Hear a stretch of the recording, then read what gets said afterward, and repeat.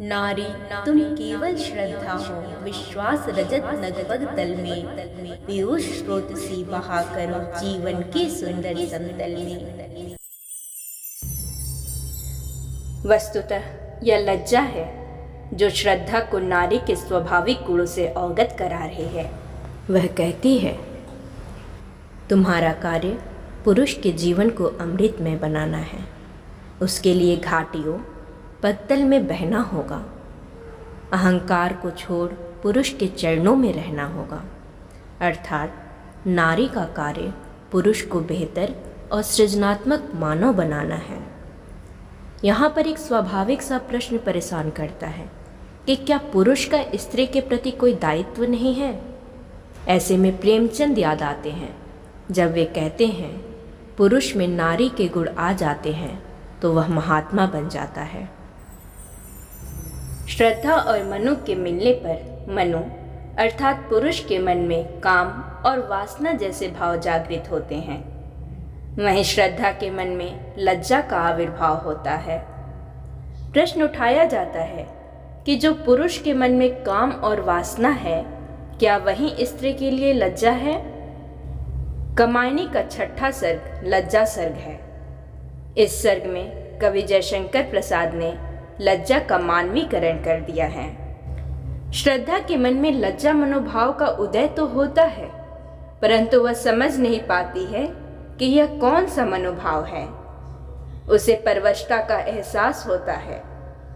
एक शाम वह एकांत में बैठी प्रश्न करती है कि तुम कौन हो जो मेरी स्वतंत्रता को छीन रही हो।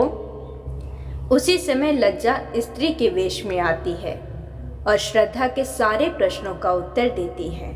वह स्वयं को रति की प्रतिकृति लज्जा बतलाती है और कहती है कि वो स्त्रियों के सौंदर्य की रक्षक है। श्रद्धा जब नारी जीवन की व्यथाओं का वर्णन लज्जा के सम्मुख करती है, तब लज्जा उसे समझाती है, संभालती है और उसके तथा मनु के संबंध में संधि करवाती है। वह श्रद्धा जो मनु को कर्म के लिए प्रेरित करती है, उसे मानवता के कल्याण का संदेश देती है। मनु अर्थात पुरुष के जीवन को सुंदर और समतल बनाने के लिए सर्वस्व समर्पण करती है।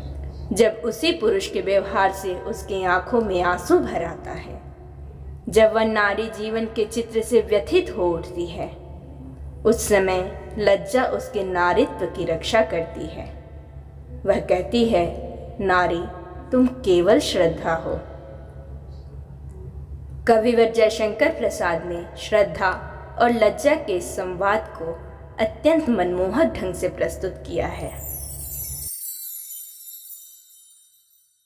तुम कौन हृदय की परवशता सारी स्वतंत्रता छीन रहे, स्वच्छंद सुमन जो खिले रहे जीवन बन से ही बीन रहे।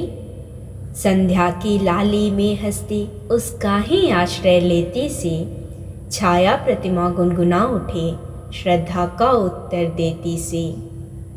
इतना न चमत्कृत हो बाले अपने मन का उपकार करो, मैं एक पकड़ हूँ जो कहती ठहरो कुछ सोच विचार करो।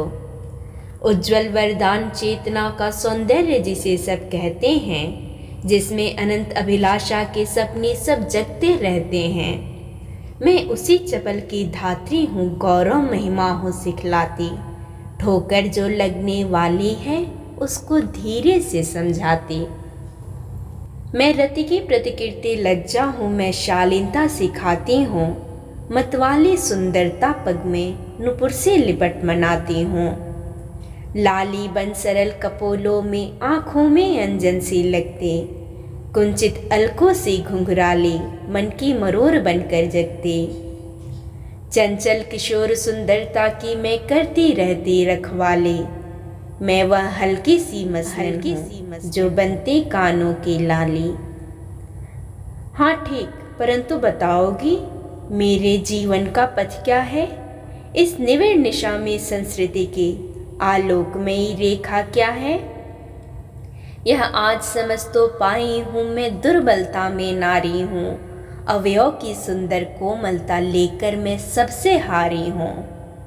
पर मन भी क्यों इतना ढीला अपने ही होता जाता है, घनश्याम खंड सी आंखों में क्यों सहसा जल भर आता है। नारी जीवन का चित्र यहीं क्या विकल रंग भर देती हो, स्फुट रेखा की सीमा में आकार कला को देती हो। मैं जभी तोलने का करती उपचार स्वयं तुल जाती हूँ, भुजलता फंसा कर नरतरु में झूले सी झोंके खाती हूँ। इस अर्पण में कुछ और नहीं केवल उत्सर्ग छलकता है, मैं दे दूं और न फिर कुछ लूं, इतना ही सरल झलकता है। क्या कहती हो ठहरो नारी, संकल्प अश्रुजल से अपने, तुम दान कर चुकी पहले ही जीवन के सोने से सपने। नारी तुम केवल श्रद्धा हो विश्वास रजत नगपग तल में, पीयूष स्रोत से बहा करो जीवन के सुंदर समतल में। आंसू से भीगे अंचल पर मन का सब कुछ रखना होगा, तुमको अपने स्मृति रेखा से यह संधि पत्र लिखना होगा।